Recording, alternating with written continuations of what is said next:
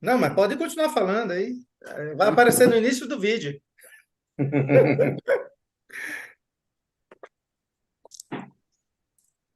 Então, Marcelo, lá agora não pode nem. Não existe a figura do dobrador mais, o packer. Sim. Sim. Agora, para dobrar o principal do cliente lá, o cara tem que ser rigger também. Antes no tempo podia supervisionar, hoje não. Não, hoje não pode mais. Ah, Hoje é um cara que é o rigger ou é o aham, dono do paraquedas que pode dobrar o sim, paraquedas. sim. O Ele Castanhão também não nunca, supervisando, né? acho que ainda pode. Oi? Estamos online agora no canal da YouTube na CBPq e vamos dar início ao seminário do Comitê de Equipamentos de Manutenção, ano 2023. É uma honra estar com todos vocês aqui, verdadeiros mestres de manutenção de equipamentos. E Júlio Marques, nosso chefe, muito obrigado pela iniciativa. Agradecer também ao Denilson, que foi o primeiro que realizou um seminário desse no formato online pelo SEM. Foi um momento inovador na CBPq, onde nós já tínhamos feito do Comitê de Instruções e Segurança, depois algumas repetições no próprio Comitê de Instruções e Segurança, e por último veio o SEM. E isso prova que está dando certo esse formato de aproximação entre a CBPq e os profissionais, entre a CBPq e os atletas. Então, agradeço imenso a participação de todos vocês e para deixar gravado, tá? Nós faremos a renovação automática da licença de vocês. Marcela, nossa secretária, isso aqui é prova, está gravado, tá? Só pela boa vontade de vocês estarem presentes aqui. Vou estender isso também ao pessoal que fez as palestras de segurança no CIS. Todos eles terão suas licenças CBPq renovadas na CBPq. As federações não, tá? Mas CBPq a gente garante. E, Júlio, então, podeis dar andamento ao seminário. Eu vou ficar aqui só monitorando o chat da CBPq para passar algumas perguntas a vocês. E um bom seminário a todos. Muito obrigado. E vamos lá. Nós que agradecemos, Wellington. Bem, eu estava aqui pensando de repente fazer deixar o Juninho e o Marcinho fazerem a parte deles primeiro, deixar a minha parte no final, e aí junto eu faço a amarração. Como o Wellington bem comentou, isso daí é uma plantinha que foi iniciada lá atrás, e a gente tem obrigação de não deixar as coisas que estão dando certo e que tem demonstrado um resultado muito promissor de acabar, de deixar. Então, os profissionais ano que vem vão utilizar do certificado desse seminário para renovar suas licenças, né? Vai ser um documento a mais para eles anexarem. Mas fora isso, um bom seminário a todos. Vou ficar no final ali para finalizar com a parte das obtenções de licenças, os tipos de licença que o SEM emite hoje e como que faz para obter essas licenças. Juninho, Posso começar? Boa noite a todos. É um prazer receber todos aqui. Esse ano aqui eu separei algum material. A minha parte aqui da palestra vai ser sobre segurança de equipamentos. Se a gente fosse falar de equipamentos, num equipamento convencional, a gente vai estar chovendo no molhado, porque todo mundo sabe, né, como funciona o procedimento de segurança de equipamento. Então, eu separei algumas coisas aqui, são alguns itens que talvez vão agregar algum valor aí, até né, principalmente para os profissionais da área. A gente usa, para selar os paraquedas, a gente usa aquela linhazinha vermelha, e geralmente a gente compra isso aqui importado.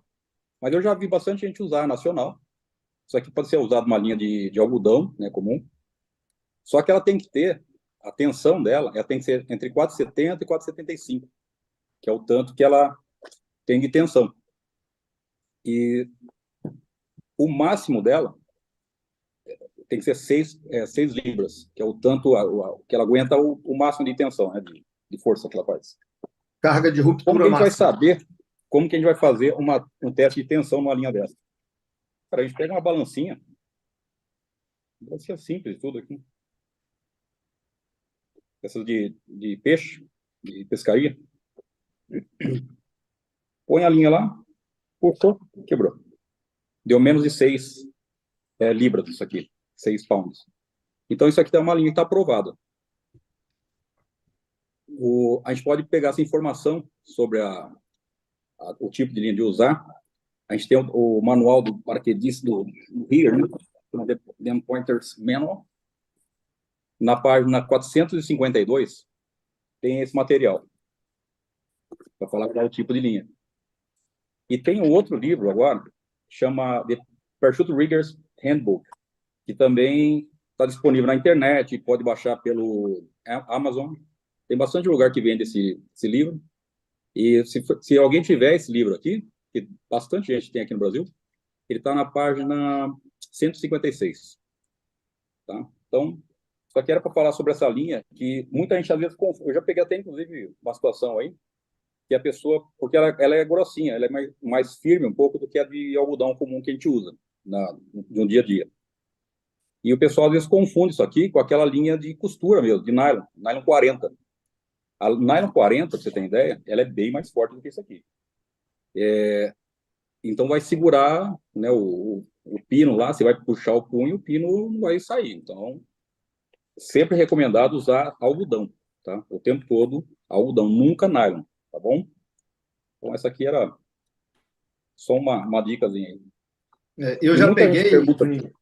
Oi? eu já peguei uma linha resinada travando o Skyhook uma vez. Essa eu cheguei a ver isso aí que você mostrou uma vez.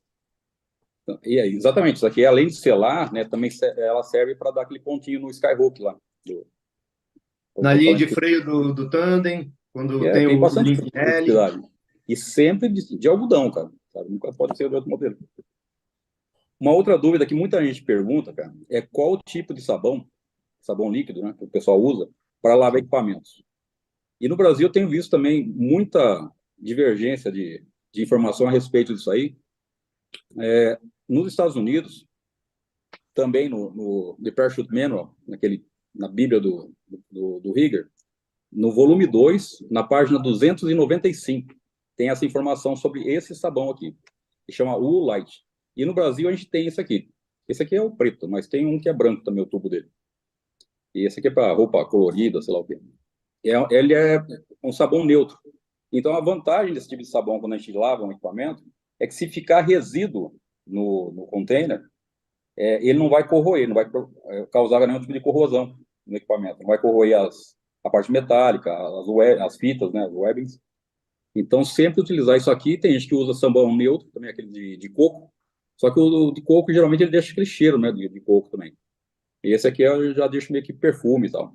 E é o que o pessoal recomenda, né, a vida inteira para lavar equipamento. Está, inclusive, até descrito no manual do Rigger.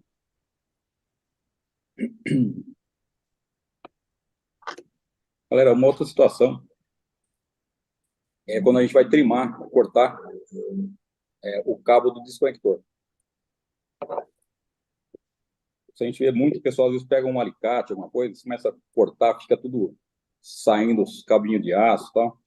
A gente tem uma ferramenta que é própria para isso, que ela parece um bico de papagaio, e o corte dela é certeiro. Cortou, ela já dá até meio que um acabamento. Só que depois que corta isso aqui, eu tenho visto bastante gente que o cabo fica preto. E o certo, isso aqui qualquer fabricante de equipamento vai dizer, o certo de hora que vai fazer o acabamento é sempre usar a chama azul, que é a parte de baixo, a mais próxima do isqueiro. Nunca a chama preta. A chama amarela. Se você coloca a chama amarela, fica tudo preto o cabo.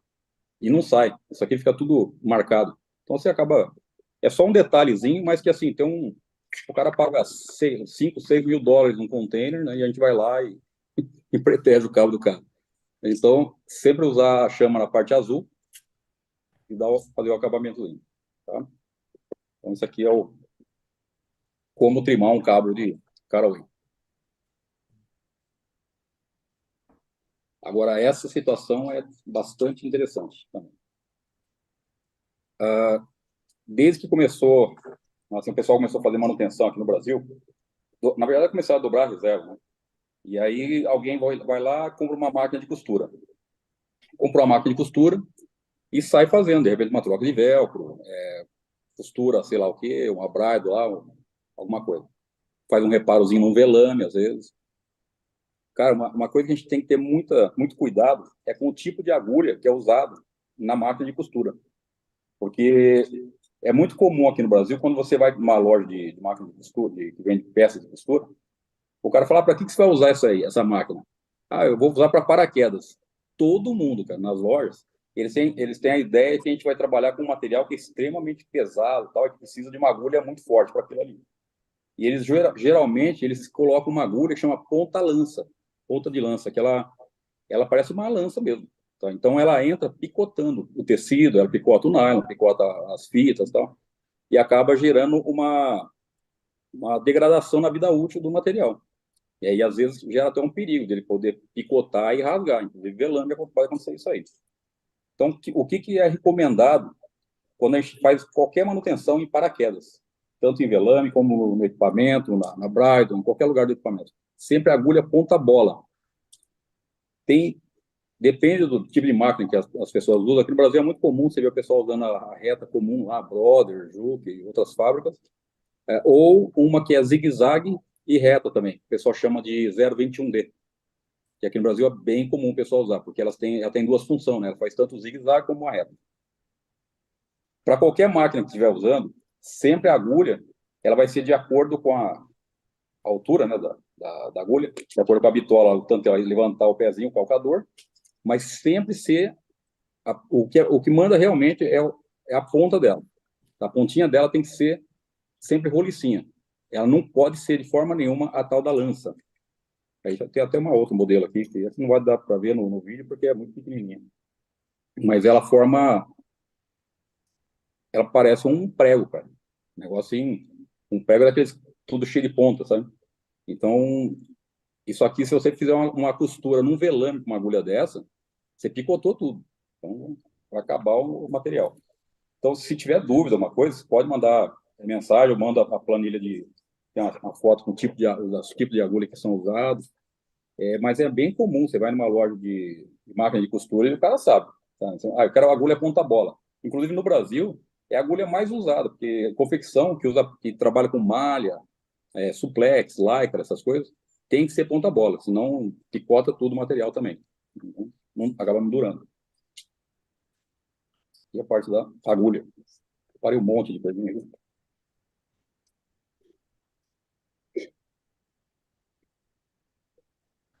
Outra dúvida que também o pessoal tem com bastante frequência é o tipo de linha que é utilizado para a gente fazer costura em velame ou equipamento. Nos Estados Unidos, eles têm uma linha que a gente chama de E-thread, que é E-thread, linha E. Ela suporta 8 libras de tensão. Mesmo caso. Se você quiser fazer o teste também, vai lá, pendura a balancinha lá, a linha, estica, vai dar 8 libras de tensão para poder saber se essa aqui é o tipo de linha boa ou não. Ela vem no cone grande ou no cone pequeno. É lógico que só a diferença aqui é só em relação a valores, tá? De custo. Essa aqui, lógico que é bem mais cara. E geralmente linha aqui no Brasil ela é vendida por quilo. Então um tubo desse aqui é 250 gramas. E então, ele custa um pouco mais caro. Mas é o mesmo tipo de linha. E no Brasil a gente tem uma fábrica de linha chamada Linha New. As linhas deles são muito boas. Então acho que as melhores linhas que tem aqui no Brasil, assim, que a gente encontra com facilidade no mercado, é da linha New. Inclusive a fábrica aqui em Sorocaba, aqui pertinho daqui. Então, se alguém tiver também alguma dúvida, tem gente que usa a tal da linha 60 também. A linha 60, pessoal de paraglider, de paramotor e tal, usa muito a 60. Ela tem bastante flexibilidade, ela é mais fina, então ela estica bastante.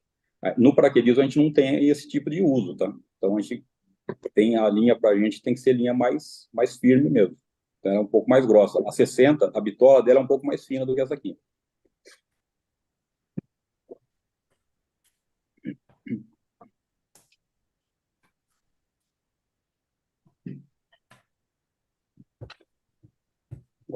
Isso aqui A gente está falando sobre segurança de equipamentos, segurança de equipamentos que o dobrador de reserva, né, o certificador de sistema, ou rigger, usa no dia a dia. Então, são os equipamentos que a gente tem ali na mão e que tem que estar com uma determinada segurança para a gente também fornecer segurança para o equipamento do nosso cliente, né, da pessoa que a gente está trabalhando. Há um tempo atrás, começou a aparecer esse tipo de pino, né, que é o pino que o pessoal mais usa hoje, que é o pino do Sliper, né, que usa para fechar o pino temporário de equipamento. E ele tem essa abertura aqui, ó. Esse aqui eu ganhei uma vez, em um lugar que eu fui, eles me deram isso aqui, ele é fechado. O que esse pininho aqui aberto pode causar? Você fechou o equipamento lá e ele agarrou no pedacinho do pilotinho. Quando você puxa, ele vai rasgar o pilotinho. Então ele acaba principalmente nessa telinha ou às vezes até no nylon mesmo. Tá? Dependendo do como ele estiver grudado no nylon aqui, ele vai puxar o nylon, vai rasgar. Como que a gente pode fazer para melhorar a segurança desse tipo de equipamento aqui? De uma maneira bem simples, tá? A gente coloca uma fita tampando aqui toda essa parte que estava aberta.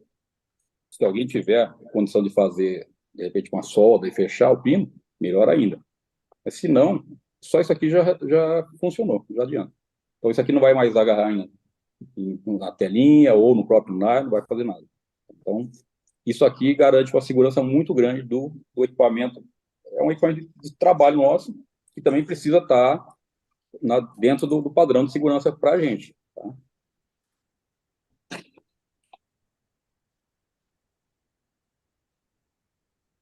Agora, isso aqui...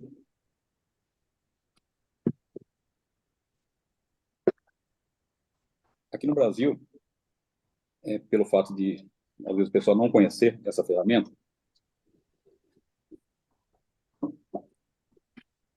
isso aqui é o mais usado.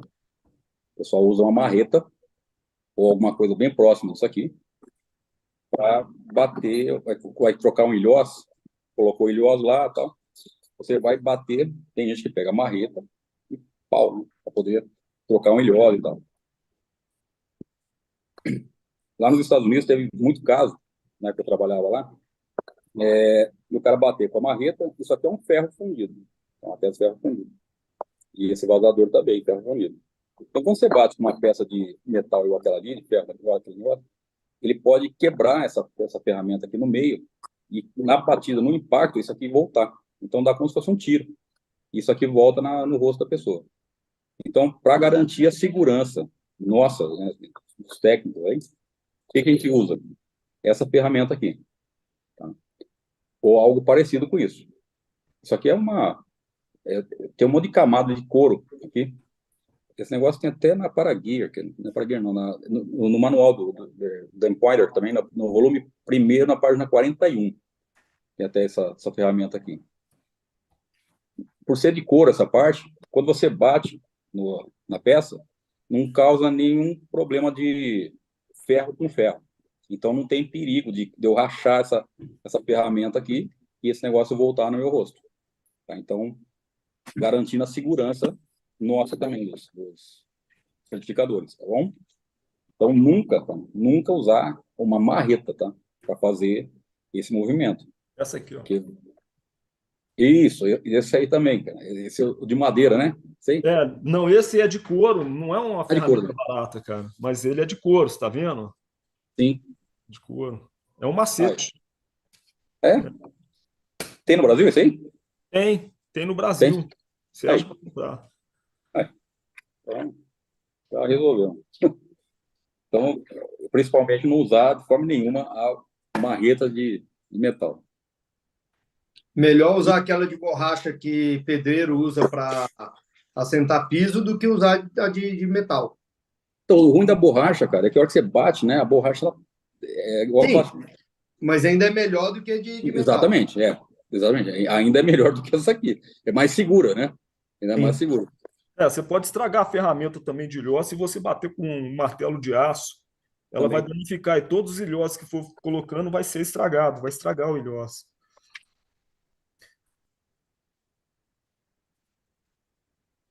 Galera, no paramotor, no parapente, tem uma ferramenta que a gente usa, que chama Betsometer, que é esse negócio, esse aparelho.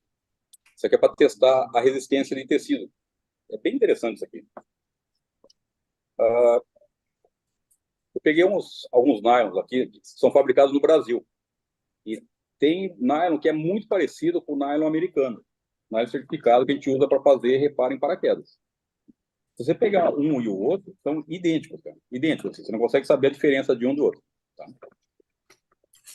Como você vai saber qual que é o nylon que é o bom ou o ruim? Fazendo um teste.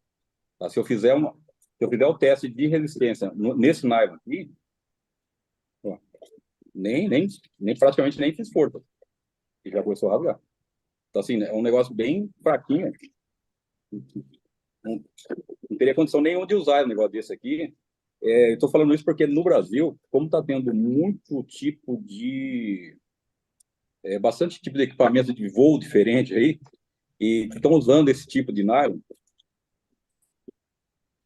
é bem provável que isso aqui acabe caindo na mão da galera que faz manutenção, porque, isso aqui é nylon de paraquedas.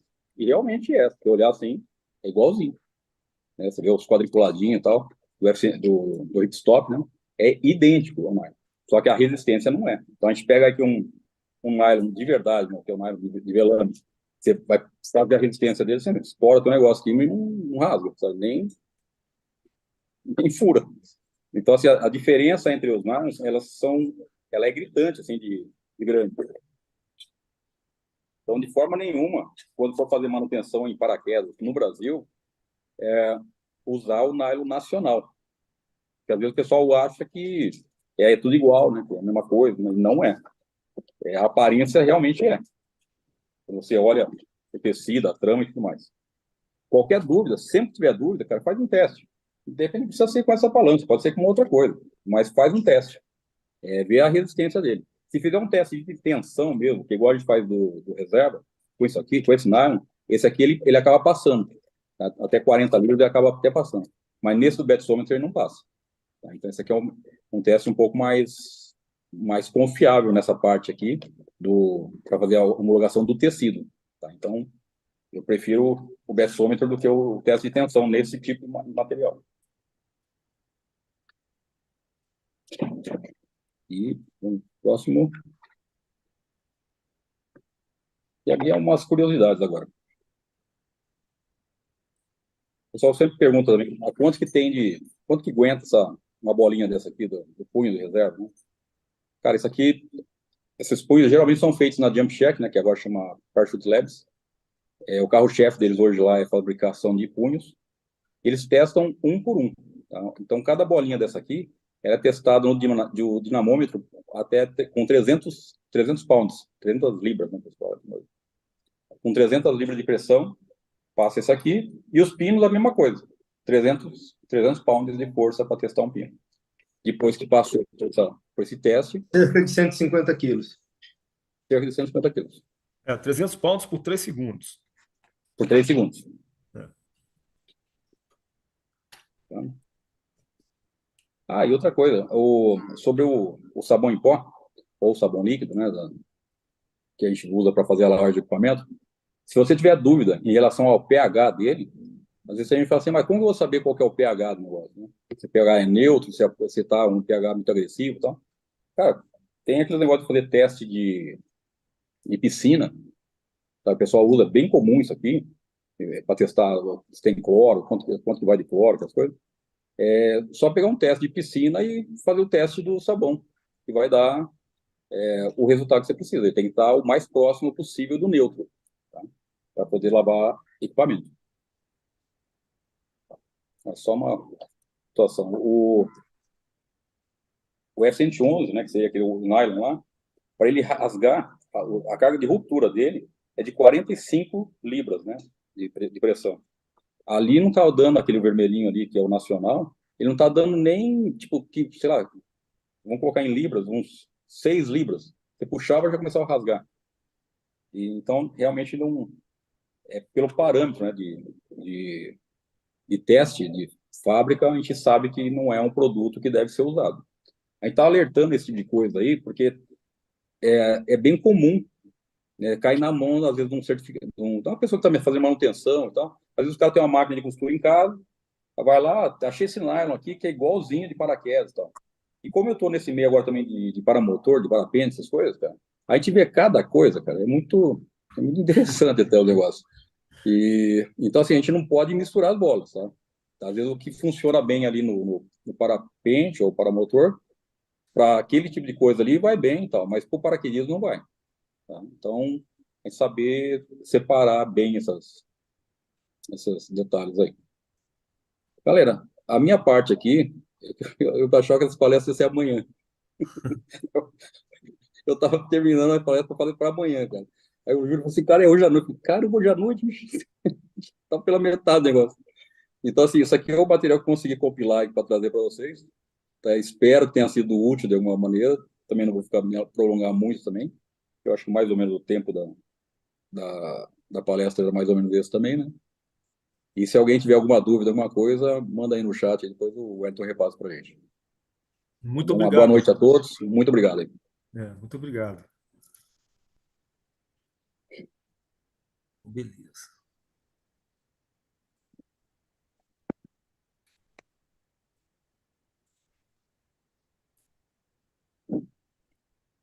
Bom, agora eu entro, Júnior.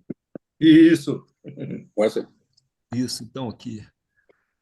Deixa eu ver. Transmitir a apresentação do começo. Vocês estão vendo minha tela? Espera lá. Compartilhar. Share screen. Share. Isso aí. Vocês estão vendo minha tela? Estamos vendo a tela, agora está aparecendo os quadrozinhos do lado pequeno. Você ampliar a. Isso. Isso. Deu? Tá ok aí? Ainda está aparecendo ali no cantinho. Coloca o modo de apresentação. Ok. Ali embaixo, na direita, do lado do Zoom, do que tem ele 100, agora está aparecendo os quadrozinhos do lado pequeno. Você ampliar a. Como é que é esse aqui? Aonde que tá? Lá Se você... embaixo, na direita, Então, peraí, deixa eu... tem o número do Zoom ali, que eu acho que está em 120, e à esquerda dele tem um botãozinho. Clica nele. Número do Zoom. Ou se você pressionar a tecla F5, também funciona. F5. Isso, clica em cima do slide e depois F5. Deu? Não. Tá, vamos fazer o seguinte. Tem problema de apresentar assim? Não, problema nenhum. Então vamos lá. Deixa eu ver aqui. Do começo. Então vamos lá. Ficou, né, para mim falar sobre a recomendação dos fabricantes. Então, o que acontece? Hoje a gente tem uma larga variedade, vamos dizer assim, né, de equipamentos de salto, não só contêineres, como velames também, e dispositivo de ativação automática. Eu lembro que quando eu trabalhava lá em Viland, naquela Lexon Avenue, eram, eram 4 fábricas de contêiner, né, na mesma rua. Você tinha lá a JumpCheck, a UPT, a Mirage e tinha uma outra, não me lembro o nome, mas eram 4. E no fim, a fábrica de velame. Então, assim, era muita coisa, né?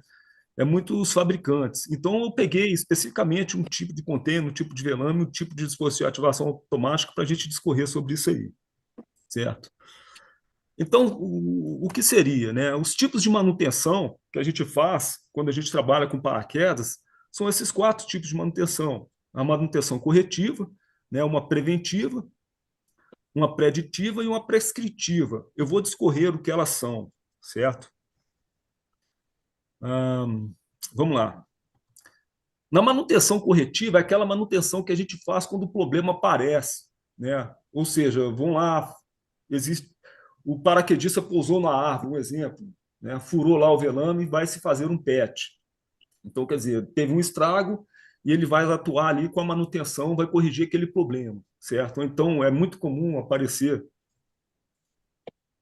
uma ralada no equipamento de salto, onde que a gente precisa atuar ali para trocar uma fita, um webbing, né? Isso aí é o tipo de manutenção que a gente faz, né? A manutenção corretiva, uma troca de linha rompida, né? E temos também a manutenção preventiva. Ela é o seguinte, ela já garante a eficiência do equipamento. A ideia é você fazer essa preventiva antes do problema acontecer. O que, que acontece? Você não para o equipamento em produção, né? Ah, vamos supor que a pessoa tem lá uma operação de tandem, tem lá os equipamentos de salto duplo, né? Então é o tipo de manutenção que ele deveria fazer, né? Um reline em linhas gastas, por exemplo, evitar que ele tenha uma pane, né? Que o problema aconteça na hora que ele estiver usando o equipamento, né? Então a gente reconhece as falhas antes que elas ocorrem, né? Uma manutenção preventiva. Temos uma manutenção preditiva. O que, que seria ela? Eu coloco aqui também como se fosse a extensão e redobragem do reserva, porque você está parando o equipamento ali, né, por um período de 6 meses, que é um período já dito, né, um preditivo lá, e você pode fazer um monitoramento no equipamento. Olha, é, eu já vi isso, é comum você ver um rigger, né, um dobrador de reserva ali, abrindo o reserva e redobrando, certo? Sem inspecionar os componentes.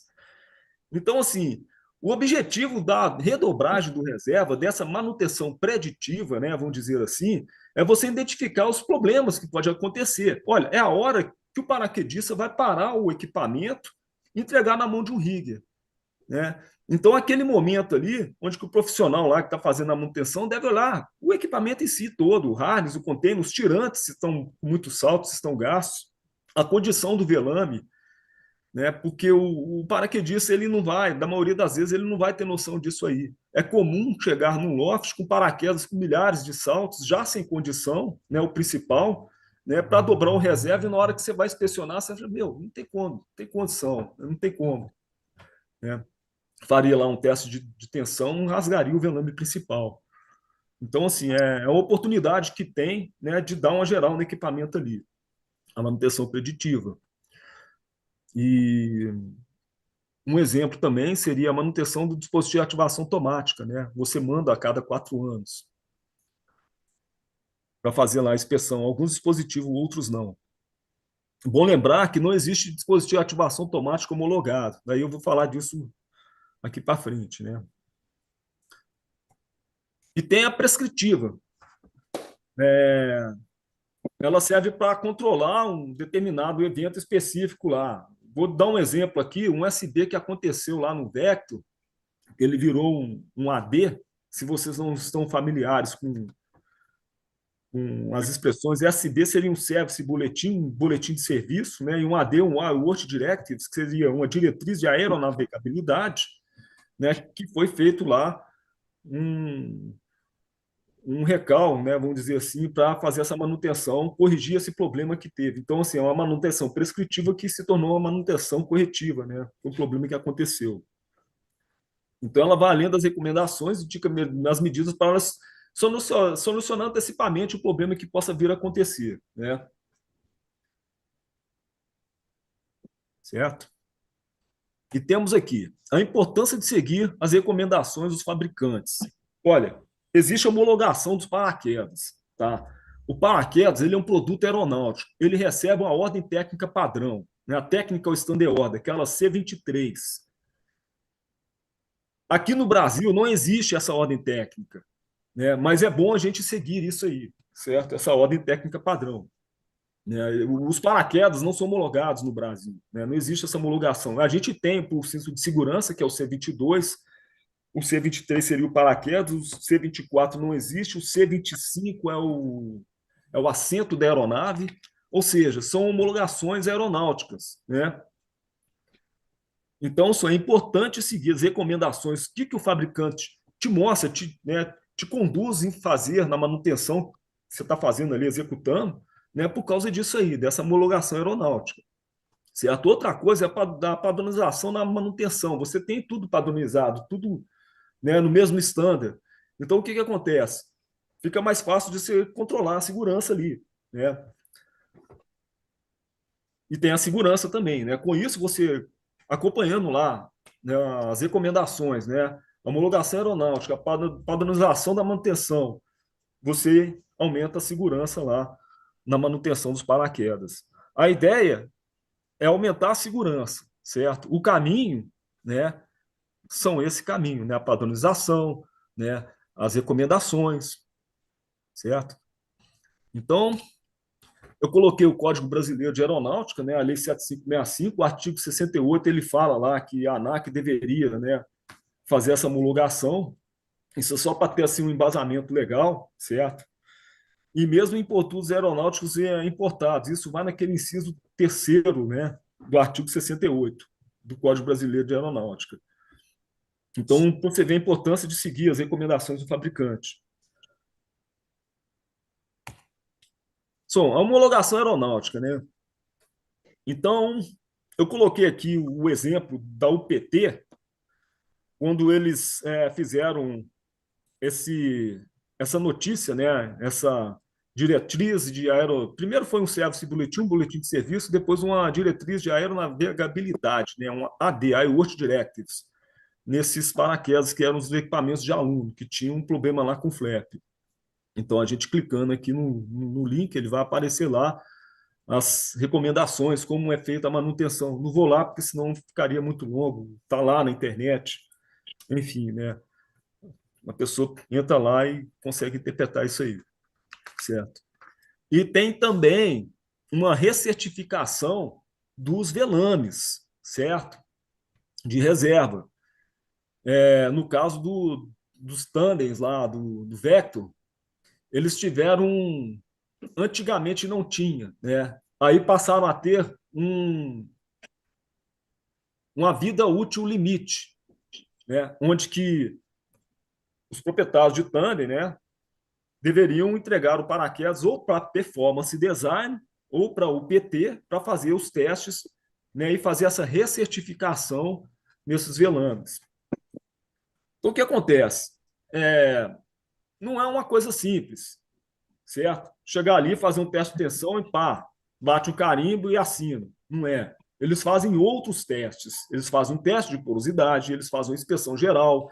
No meu foram trocados alguns Bartax no leading edge, os tapes, trocaram as linhas no meu reserva, né? Até vendi o reserva, mas enfim, fizeram uma geral no equipamento. Não foi barato, certo? Mas deve ser feito dessa maneira, né? Dessa maneira correta. Então, eles colocaram que era mandatório, né? Essa é uma homologação aeronáutica, essa recertificação. No site da FAA, se vocês forem lá, procura aí, Standard, né? Technical Standard Order C23, aí vai cair na Technical Standard Order, aí vou dar uma lida lá para entender a importância disso aí, onde que eles falam, inclusive, da manutenção, de como ela deve ser feita e tal, que o fabricante deve expor, né, esses recursos para quem está usando o paraquedas, certo? Padronização da manutenção. Eu coloquei aqui, está até em inglês, né, porque eu copiei lá do manual do reserva da Performance Design. Veja bem, são vários fabricantes, tá? Talvez o da Icarus vai ser diferente, certo? O da Jump Check vai ser diferente, mas o da Performance Design é o que eles falam isso aqui, né? O teste de ruptura deles é de 30 libras, não 40, né? Por 3 segundos. Então, assim, Márcio, uma pequena interrupção, Márcio. Só sim, clicar lá no slide de manutenção preditiva, que as pessoas não estão vendo os slides passando. Só clica em cima, ali no canto esquerdo, para poder passar o slide. eu não estou achando aqui onde que. Então, pressiona esse para cancelar, para poder voltar. Ah, Ou você para o screen, o share screen, aham, que para você passou, não é? Você para a transmissão de tela e depois você transmite novamente para você pegar justamente o pessoal, slide correto. certo. E faz o share screen de novo. Ah, ok. Não, eu tenho que abrir o PowerPoint, não é isso? Não, share screen. Aonde que parou? Todos? Só apareceu o primeiro, na verdade. Pode ir para manutenção preditiva já.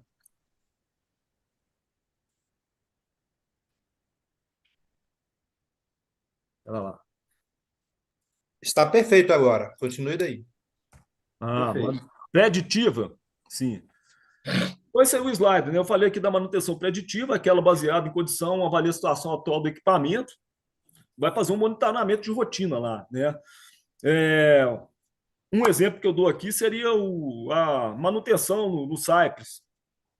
Você precisa de mandar 4 anos, não os Cypress novos, depois eu gostaria até, é uma preocupação que eu tenho quando eu estou fazendo uma dobragem de reserva, daí eu vou explicar mais tarde o porquê, né? Mas enquadra aqui também a inspeção e redobragem do reserva, certo? Não é uma simples dobragem, você precisa de inspecionar todo o sistema, o equipamento. Cara, conduíte tem que olhar.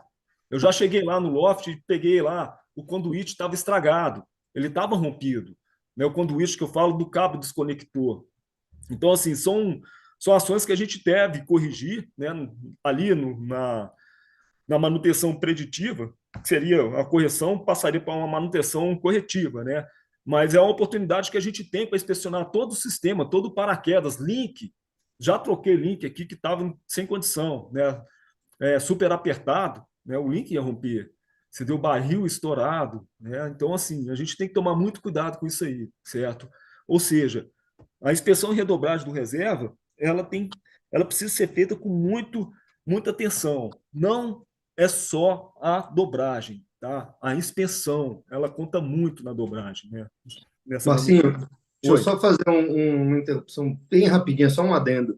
certo. Esse é o motivo, porque quando o Contel, como chefe do SEM, antes do SEM estar todo documentado, né, mas já existia o comitê, ele criou a terminologia de recertificador, porque não era simplesmente dobrar um reserva, ele não queria que fosse dobrador de reserva. A recertificação ela é composta de inspeção e redobragem. Não é simplesmente pegar e dobrar o reserva. A inspeção ela é tão importante quanto ou mais importante do que a dobragem em si. É. Desculpa eu. Não, sem problema nenhum. Mas é isso então, né? Fica a informação do Julinho, certo? A prescritiva, né, já é uma manutenção que ela vai determinar lá a ocorrência de um determinado um evento específico, né? Aí eu citei lá o service bulletin. Aconteceu em uma área de salto um problema, os paraquedas funcionam, mas aconteceu um problema numa área de salto com o equipamento lá da UPT, né? Assim, nada contra o equipamento da PT, não, adoro eles, muito bom, né? Alta qualidade, só citando um exemplo que foi um exemplo de fato que ocorreu, né? Aí houve um service bulletin, que é o boletim de serviço, e depois ele virou um AD, que é um IOT Directives, né? Que é uma diretriz de aeronavegabilidade. Ou seja, esses service bulletins e essas ADs ou DAs, elas estão relacionadas com a agência de aviação civil lá nos Estados Unidos, né? Porque o paraquedas, como eu já disse, né, ele é um produto aeronáutico, ele tem uma homologação aeronáutica. Então, assim, a autoridade de aviação civil lá, eles inspecionam isso, certo? Eles divulgam quando há o problema. Eu recebo cartas até hoje aqui da FAA, né? Quando existe algum tipo de mudança lá, enfim, algum service bulletin ou ADs, certo? Então, a importância de seguir as recomendações dos fabricantes são essas, né? Você tem a homologação aeronáutica, que é essa ordem técnica padrão TSO C23. A gente faz uma padronização na manutenção, certo? A gente elimina os erros nessa padronização, fica mais fácil de trabalhar, mais fácil de identificar um problema, né? E com isso a gente aumenta a segurança, certo? Então, já havia dito aqui, o Código Aeronáutico Brasileiro, existe alguma legislação a respeito disso, só que a ANAC ela é omissa, ela não está completa com isso aí. Por exemplo, a ordem técnica padrão C23, ela não tem na ANAC. A gente tem a C22, que é o cinto de segurança. A C23 não tem, que é o paraquedas. A C24 ela não existe, não tem nada lá. e a C-25 seria lá o assento da aeronave, lá, os assentos, né? Então, assim, era para a ANAC, né, reconhecer, né, e homologar esses produtos aeronáuticos importados, no caso do paraquedas. Daí a gente teria algumas diretrizes, né, e como seguir elas, né, legalmente. Mas, enfim, homologação aeronáutica. A importância, né, dessa homologação aeronáutica, de você seguir a recomendação dos fabricantes, são essas, né? O paraquedas ele é homologado, né? Então, assim, você fazendo o trabalho, a manutenção, a correção, né, a manutenção corretiva, de acordo com o que o fabricante, né, está te colocando, te expondo, como fazer, a instrução é completa, fala até que tipo de linha você vai usar, qual a máquina de costura, espaçamento entre os pontos, enfim, tudo, né, para você executar aquele tipo de serviço, certo? Isso a gente chama de padronização, tá? O paraquedas vai continuar com a sua diretriz de aeronavegabilidade, né? Então, assim, você aumenta a segurança, ele está dentro dos padrões de segurança, de como ele foi homologado, certo? Um exemplo que eu coloco aqui, a recertificação dos Vector Tandem reservas, né? Que foi chamado, antes não tinha, aí por algum determinado momento lá, eles passaram a ter um prazo de validade nos reservas, que seria lá os 20 anos, teria que mandar para a fábrica de paraquedas lá, ou UPT ou Performance Design. Bom, deixa eu explicar uma coisa. A UPT, ela subcontrata a Performance Design para fazer os sustelames, né? A UPT é uma fábrica de container, porém eles têm uma parceria, né? Então eles colocam aqui o UPT ou Performance Design por causa disso, certo? Mas quem homologou os reservas, os velames, foi o UPT, tem o carimbo dele lá, né, o relativo workshop antigo. Então é isso, né? Essa recertificação dos tandems, né, dos reservas, elas têm que ser feitas. Não é simplesmente um teste de ruptura. Eles vão fazer lá um teste de porosidade, igual eu estava falando, né? No meu, quando eu mandei, eles deram a geral, trocaram linha, trocaram os tapes de conexão do bordo de ataque, Bartac, eles deram a geral no velame, certo? E mandaram para mim recertificado para tantas dobragens ou aberturas, né? Então, assim, a gente deve seguir essas recomendações, certo? A performance design, ela não coloca os produtos dela, né, um tempo limite de vida útil do paraquedas. Eles colocam dependendo da condição. Um exemplo, né, já chegou paraquedas para me dobrar que menos de 10 anos, né, quer dizer, considerado até novo, né, menos de 10 anos, sem condição nenhuma. Entendeu? A reserva não tinha condição. Sem condição nenhuma. Pet mal feito, mancha no tecido, linha puída. O reserva tinha menos de 10 anos. Né? Então, assim, eu tenho paraquedas aqui com 20 anos, entendeu? Em condições melhores. Né? Um dos meus paraquedas, por exemplo, um dos meus reservas, ele tem mais de 20 anos. Né? Poucas dobragens. Né? Eu guardei ele, né? Só para eventos especiais. Certo? Então, assim, não dobrei ele muito, né? Então ele está é um paraquedas que ele apresenta condições de uso, né? É isso que a Performance Design fala lá no website. Agora, cada fabricante vai ter, né, a sua opinião a respeito disso aí. Então, o que a gente tem que fazer é o seguinte: ir lá no site do fabricante e ver o que ele recomenda, né? Voltando, os paraquedas são homologados pelo fabricante, né? Coloquei aqui aquilo que eu falei, né? O tempo de serviço, mas a padronização na manutenção, né? A gente segue um padrão e ele é importante, né? Se você colocar lá o Pointers manual, ou esse manual que a FAA dispõe, né, de graça, para você fazer o download lá na internet, no site deles, que é o manual de rigging, né, vai falar que o teste de tensão, de ruptura, ele é 40 pounds. Já a Performance Design, né, ela põe no manual do reserva que são 30 pounds, certo? Então, o que a gente vai seguir? Né? O que vai seguir? O manual do fabricante. Ele que homologou o paraquedas, certo? Ele que apresentou esse recurso, né, para conseguir a ordem técnica padrão.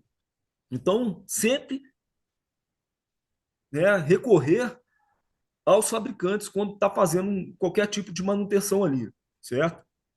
Ele fala também, né, o tempo de serviço.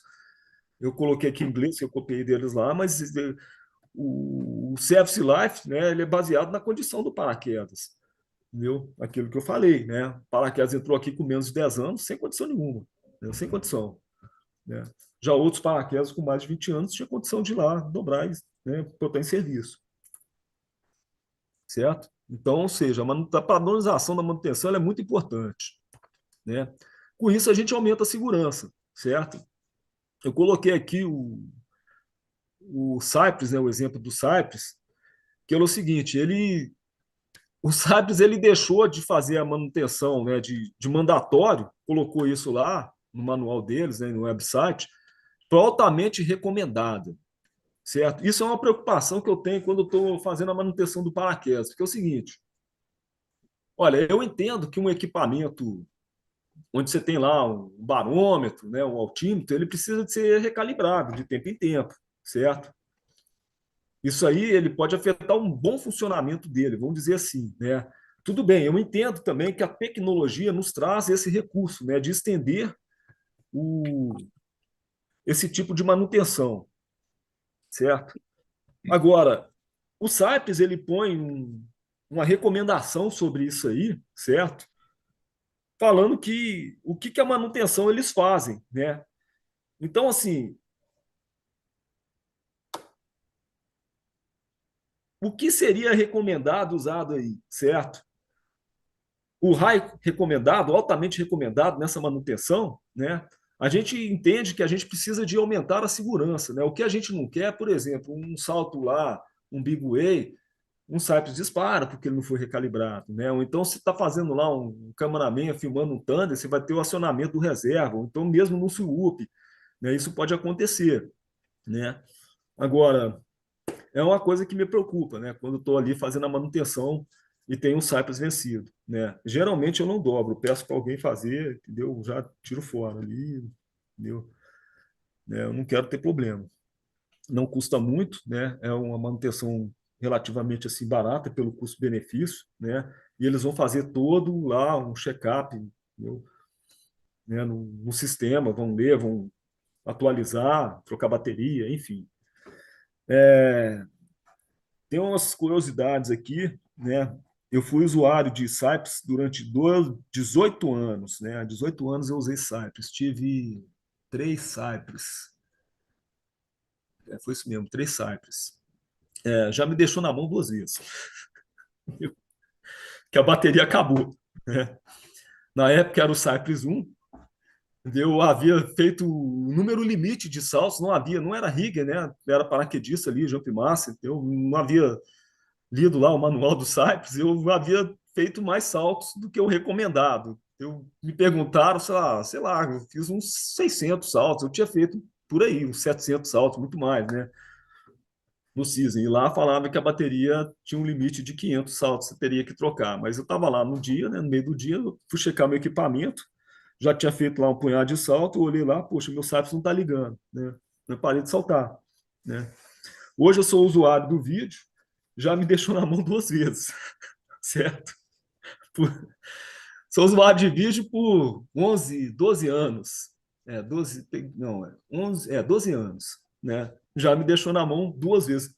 Inclusive num campeonato brasileiro, onde que eu tive que trocar de equipamento, né? Eu tenho 2 equipamentos, tive que deixar um no chão, porque ele não. Olha, foi o salto que eu fiz com o Hélito. Eu cheguei lá, né? Havia desligado o vídeo, né? Precisei desligar lá, acabou o dia. E na hora que eu cheguei lá para ligar de novo, que eu ia fazer lá o vídeo do Tenue lá com as meninas, não ligou, deu erro. Aí eu fui usar o outro equipamento lá, né? Então o que acontece? O vídeo ele tem lá as particularidades dele, é um outro dispositivo de ação automática, não é melhor nem pior do que o Cypress, é um que funciona, certo? Mas no caso ali, a recomendação do fabricante era não salta, certo? Deixei o equipamento no chão, mandei lá para revisão, não saltei nele, peguei o outro, né? A importância de seguir as recomendações do fabricante. E essas são as referências que eu usei para fazer os slides, a apresentação, né? O livro do Hilários, né? gerenciando a manutenção produtiva, o site da UPT, da Performance Design, do SAIPS, o site da FAA, certo? E esse Código Brasileiro de Aeronáutica, certo? Então, agradeço a oportunidade, né, que a Confederação está nos dando aí de poder apresentar um trabalho e, e fica por aí, fico aberto às perguntas aí. Bem, eu como chefe do comitê, eu tenho só a agradecer tanto ao Marcinho quanto ao Juninho, de coração, não só a disponibilidade deles, mas principalmente, literalmente, as aulas que trouxeram aí. Todo mundo tem algo mais a aprender e eu tenho certeza que todos que estão aqui aprenderam pelo menos alguma coisa com os dois hoje. E aí, aproveitando só para comentar, Marcinho, com relação à manutenção de DA, né? Eu mandei 2 DAs meus para revisar esse ano e os dois funcionavam perfeito, manutenção preventiva normal de 8 anos, Cypress 2 ainda, né?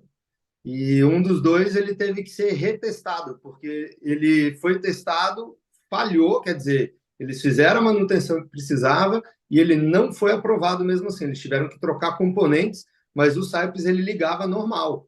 Então, assim, um Cypress que estava funcionando perfeito, chega lá e dá problema, em vez de... Estão atrasando, né? Antigamente faziam em 21 dias, agora estão fazendo em quase 60. Esse meu aí demorou quase mais de 90 dias. Eu voltei dos Estados Unidos, ele não ficou pronto, um amigo meu que trouxe depois. Então, assim, isso daí é a importância realmente de fazer essas revisões. É, Na minha opinião, é mais ou menos igual você falou. O Cypress fabricado a partir de 2017, a revisão passou para 5 anos. Pronto, sim. então 5 anos você faz. Apesar dele falar que é altamente recomendado, eu não dobro reserva com um Cypress que não teve a revisão feita. Então, Julinho, só comentando esse dos 5 anos, isso aconteceu numa conversa que eu tive com um representante da Cypress, num seminário que o Contel deu lá, não sei se você lembra, o último seminário que o Contel teve. 2013, eu Pois estava é, eu lá. fui falar com ele, olha, é o seguinte, por que que não pode ser 5 anos? Aí eu falei, não, mas por que que não pode ser 4 anos e meio? Eu falei, não, porque 5 anos e um dia eu não tenho que mostrar a nota fiscal na Receita Federal. Você entendeu? Aí ele, pô, né? Porque é um problema, né? É um problema. Você manda o SAPS, quando volta para a Receita Federal, vai querer saber o que é, vai querer taxar, é imposto. Se tem mais de Sim, 5 anos, não, é um produto usado, for para revisão tal, você não precisa de apresentar a nota fiscal. E assim eles fizeram, né? Eles levaram isso aí em consideração. Eu achei legal da parte deles, né? Compreender esse problema que a gente tem, certo? Que é a burocracia, né? sim, Acredito que isso não só a gente, como outros países também deve ser assim. Entendeu? E perfeito. ele foi lá e consertou, fosse para 5 anos. Bacana. Então, pessoal, agora a minha parte ficou das licenças que o Comitê de Equipamento e Manutenção emite e como obter essas licenças. Originalmente, desde o início da fundação do comitê, seriam 4 licenças. Uma que seria de dobrador de principal, nunca foi colocada na prática, por vários motivos, de logística, para poder fazer uma avaliação, e, enfim, teria que criar todo um sistema que até hoje a gente não conseguiu criar essa estrutura. Originalmente tinha o recertificador, tá? Para quem não sabe, quem quiser fazer uma avaliação para recertificador no Brasil, o prazo de solicitação da avaliação, ele vence agora no dia 21 de novembro. Então, a partir do dia 22, não vai mais ser permitido alguém fazer uma avaliação para recertificador.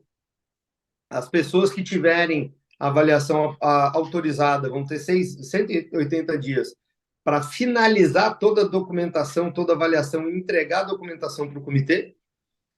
E aí, a partir do dia 22 de novembro, quem quiser e que não quiser fazer direto para técnico sênior, que seria o segundo escalão, técnico sênior e técnico master.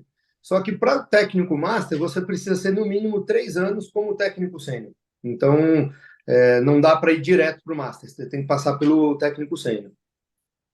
Quem não quiser ir direto para o técnico sênior, ele vai poder fazer técnico temporário. Isso quer dizer que ele tem 1 ano, ele faz avaliação igualzinho seria para recertificador, tem as mesmas permissões que um recertificador, só que ele tem 1 ano apenas naquela licença. Aquela licença ela não pode ser renovada. Ao final desses 12 meses, ele tem que fazer a avaliação para técnico sênior. Então, a lógica é, a gente não dificultou a entrada de novos profissionais, porém a gente está acabando com a formação de profissionais que não vão poder estar fazendo manutenção. Então, o recertificador ele faz apenas a inspeção e redobragem do reserva, enquanto o técnico sênior ele faz pequenos reparos e o técnico master ele faz praticamente tudo, né? Tirando algumas modificações que o TSO não permite que seja modificado, o técnico master pode fazer qualquer coisa. Aí eu estou aqui com uma portaria que foi corrigida, na verdade, está sendo publicada amanhã, a princípio, eu já vou estar postando no site dos profissionais, que é exatamente como como solicitar uma licença, seja ela de recertificador, técnico temporário ou técnico sênior. E para quem já é técnico sênior, também para técnico master. Então, vamos lá. Caro solicitante, obtenção de licença profissional junto ao SEM, conferir as seguintes etapas. Primeiro, estuda os documentos do SEM, dispostos na página da CBPq, nas suas totalidades. Documentos esses são normas, regulamentos e procedimentos do SEM, regimento interno, código de ética e conduta e o checklist do SEM. Aí tem aqui, os documentos estão dispostos para download na guia documentos, aí tem o linkzinho. Intere-se do documento oficial do SEM, tem lá de 2015, disposto para download no guia de boletins, também tem o link. Junte os seguintes documentos: testados de antecedentes criminais, cópia das últimas páginas do seu caderno de anotações, ou o Loft Record Book, que seria caderneta de dobragens de reserva do profissional, com 25 inspeções e redobragens de reserva em treinamentos feitos sob supervisão de um profissional, seja certificador, técnico temporário, técnico sênior ou técnico master, licenciados no SEM. Ficha de cadastro do SEM, que é a mesma ficha de renovação anual, então tem algumas coisas que servem mais para um do que para o outro. Devidamente preenchida, também está lá o linkzinho de pegar. Cópia da credencial da CBPq em dia, então ele tem que já estar afiliado à CBPq. Cópia de documento de identificação pessoal, identidade pessoal com foto. Um exame toxicológico similar ao do Detran. E o termo de comprometimento com as normas do SEM, e também tem todos os links aqui. É importante se atentar aos requisitos mínimos exigidos para cada categoria, eles deverão ser solicitados pelo avaliador no dia da avaliação. Os requisitos estão dispostos no capítulo 1, da guia 1.1 do documento Normas, Regulamentos e Procedimentos, e aí você solicita junto à federação do seu estado, por escrito, e-mail ou carta, para que envie uma solicitação de avaliação profissional. E aí a federação vai estar enviando para a CBPq, anexando todos os documentos que tinha ali abaixo, e aí tem um textozinho que é sugerido, né? Um exemplo ali. Solicitação ao Comitê de Equipamento e Manutenção, 100/CBPq, com cópia para o chefe do comitê. Aí tem os dois e-mails aqui. O e-mail da Secretaria Executiva da CBPq, com cópia para o SEM, @cbpq.org.br, solicitando avaliação. O candidato pode indicar um avaliador e o comitê poderá acatar tal avaliador ou indicar outro. Então, a determinação final é do comitê. Aí tem aqui o exemplozinho, não tem necessidade de ler ele na íntegra. Realizando pagamento de R$150, no caso da avaliação para a CBPq, e esse comprovante tem que ser anexado à cópia, e o restante da avaliação, que seria a parte do avaliador, é R$850, isso daí é pago direto ao avaliador, não é pago para a CBPq. Também pede-se para anexar todos esses documentos e enviar em papel, no caso, para ser anexado na pasta do comitê que fica em Boituva, na sede da CBPq, a pasta do profissional. Tem ali os e-mails, se a pessoa optar por mandar tudo em PDF por e-mail, também não tem problema, eles vão anexar esses documentos todos, vão imprimir e anexar tudo na pasta do profissional, tanto a pasta virtual como a pasta em papel. E se tiver enviado em papel, eles vão digitalizar para poder estar os dois ali. Também me coloco à disposição de todos em relação às dúvidas, tanto sobre quais licenças a gente tem, como fazer para obter cada uma delas. Agradeço a presença de todos os profissionais. Sei que tirar um pouquinho mais de 1 hora aí para estar online assistindo um seminário não é nenhum dos absurdos, mas eu sei que vale um pouquinho de dedicação de cada um. Por isso que eu agradeço imensamente tanto o Márcio quanto o Juninho, a disponibilidade deles de vir aqui dar um help para a gente.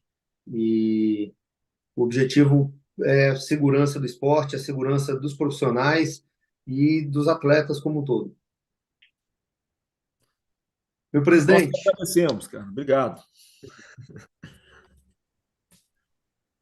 Deixa eu alguma só palavra dar uma olhada aqui, nas perguntas? que tem Boa. duas perguntas aqui no chat aqui. Vamos já começar a abrir para as perguntas, mas eu já selecionei uma aqui, que é do Wilson Weber.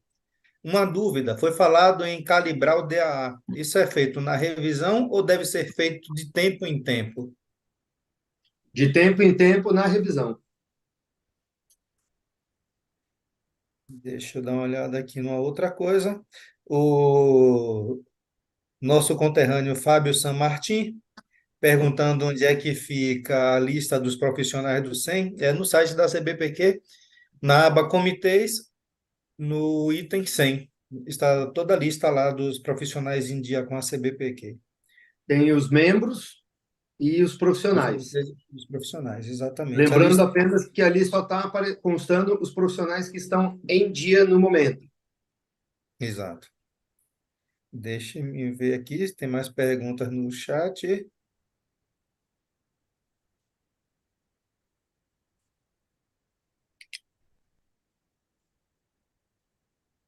Não, ainda não tem. Porque temos sempre um delayzinho entre o que a gente está falando aqui e o que está aparecendo no chat. Ó, deixa eu anotar. Final, e o pessoal ainda fica mandando aqui número de DAA, que a gente pega tudo aqui para não perder. O número de licença CBPq. Sim, no caso dos profissionais, para a emissão do certificado. Eu tenho uma dúvida aqui, vou colocar o nosso amigo Márcio em xeque, Certo. em algumas conversas aí que a gente tem. Ele, a, a FA americana, a FA é óbvio, ela é americana, né? Ela É. regulamenta bem ou mal, mas ela tenta regulamentar a profissão de rigger, o espaço aéreo, o paraquedismo, lá mesmo no código de aerodesporto deles, tem lá uma recomendação grande em relação ao SPA, por ser a mais antiga, por ser a mais competente, está lá no código, isso eu li recentemente, até passei para a ANAC aqui no Brasil. E aqui no Brasil nós temos essa lacuna hoje em dia. As Certo. pessoas falam que é por causa de Lei Pelé. Não é bem Lei Pelé. Eu acho que é a questão da ANAC não querer se comprometer ainda com o aerodesporto. Não é só paraquedismo, outras áreas do aerodesporto também. Mas se não fosse a CBPq tentando o mínimo de organização em relação ao paraquedismo brasileiro, como nós estaríamos hoje se não tivéssemos um norte a seguir? Tá, o que que Nós temos uma acontece? instituição Vamos por forte etapa. como essa. Vamos lá pela Agência Federal Aviation Administration, né? Pô, a gente há de convir, né, que nos Estados Unidos a aviação ela é mais organizada, certo? Não tem como a gente querer questionar isso aí, certo? A gente tem todo um processo de formação de rigger, a gente tem um manual de rigger disposto que eles colocam de graça, você entendeu? Você pode baixar, né? aquele livro lá de rigging. Você pode baixar o PDF lá no site deles, certo? Eles têm todo um processo de formação de rigging, né? Processo lá, documentação e tal. Isso é a agência de aviação civil, certo? Igual eu falei, o paraquedas ele é um produto aeronáutico, ele é homologado, certo?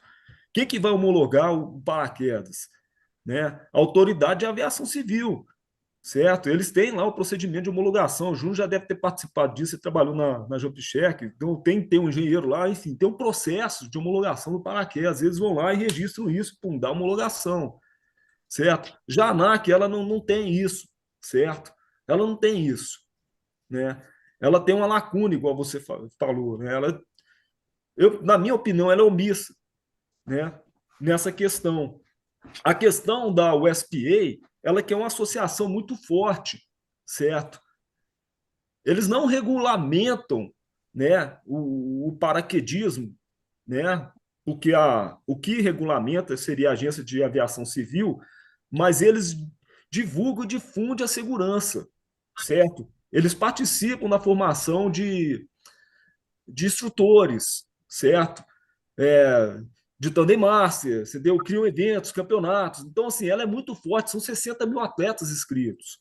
Você entendeu? Então, assim, né, E tem outra lá. Ela não é só uma associação, mas como também, quando você faz inscrição lá, tem um seguro contra terceiro, isso é o mais importante, né? Quando você vai soltar nos Estados Unidos, eles te exigem o SPA, e falam assim, você precisa do SPA para soltar aqui. Não é porque você não está confederado no Brasil ou na Argentina, entendeu? Não é por causa disso, é por causa do seguro. O cara quer isentar o problema dele. Vai que você cai em cima do hangar lá, entendeu? Faz um swoop em cima da asa do avião. Quem que vai pagar por isso aí? Né? Não é o dono da área de salto. O SPA tem esse seguro, né? Então a questão toda é essa, é a organização, certo? Encaixando em engrenagens ali com a agência de aviação civil. Você entendeu? Ela reconhece, a agência a FAA, ela reconhece outras associações nos Estados Unidos, né? Se não me engano, eles reconhecem inclusive a Skydive University, entendeu? Não sei se ainda está assim, mas antigamente eles reconheciam, né? Como uma associação de paraquedismo lá desportiva, né? Mas enfim, no Brasil a gente não tem isso, a gente está caminhando aí, né? Não sei se eu respondi a sua pergunta. Como que ficaria sem a confederação, cara? Olha, eu acho que sem a confederação, se com ela já está ruim, sem ela fica pior, vou dizer assim, né, cara? Olha, a associação, ela tende a melhorar para quem é associado, você entendeu? Vai depender de quem é dirigente, você entendeu? Você sabe disso, né? A Sim. ideia da associação é criar uma força, né? Agora, vai depender quem está dirigindo, né? Quem está gestionando uma associação, você entendeu? Ela pode tanto ajudar como não, pode atrapalhar, né? Tem uma Mas outra eu acho, na pergunta. minha opinião, eu acho que a confederação, sim, é elevada, é uma associação forte, são 5 mil atletas inscritos, entendeu? Realiza os campeonatos, promove eventos, certo? Promove a segurança, igual nós estamos fazendo aqui, né? Realiza lá cursos de formação de profissionais lá de instrução de paraquedismo, você entendeu?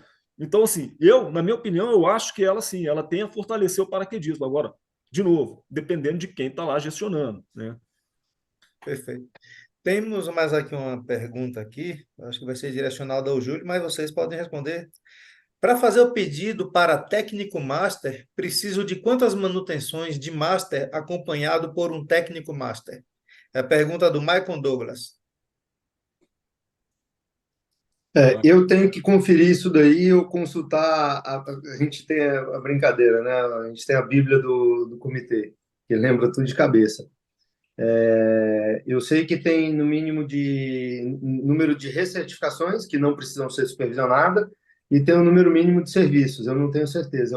Acredito que são 25 reparos de técnico master acompanhado por um técnico master.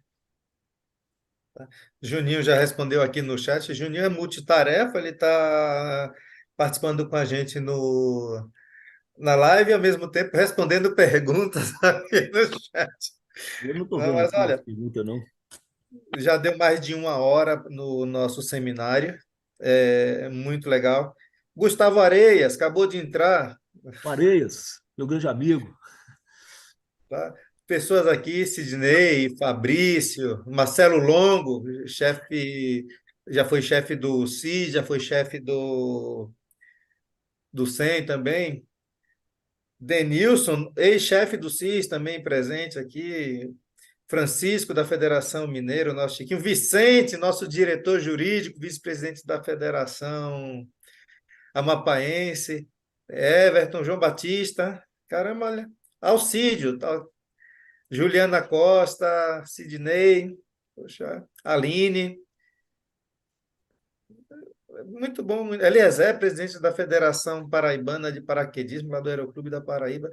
É muito bom ver todo mundo participando assim. Olha, 73 pessoas no mínimo assistiram online, estão online agora, assistindo agora. Quantos passaram pelo chat? Eu vou saber isso aqui no final, que tem uma estatística. Mas como foi falado em das lives anteriores, é difícil reunir tanta gente em uma sala lá na CBPq, é difícil ter todo mundo ter tempo para estar lá nesse exato momento e esse conjunto de ferramenta online que hoje em dia é proporcionado ajuda bastante. Então, olha, acho que deu uma travada na minha internet, mas vai assim mesmo. Eu só queria agradecer a todos vocês, são ícones do paraquedismo na parte de que vocês são excelência na parte de certificação de equipamentos, manutenção de equipamentos.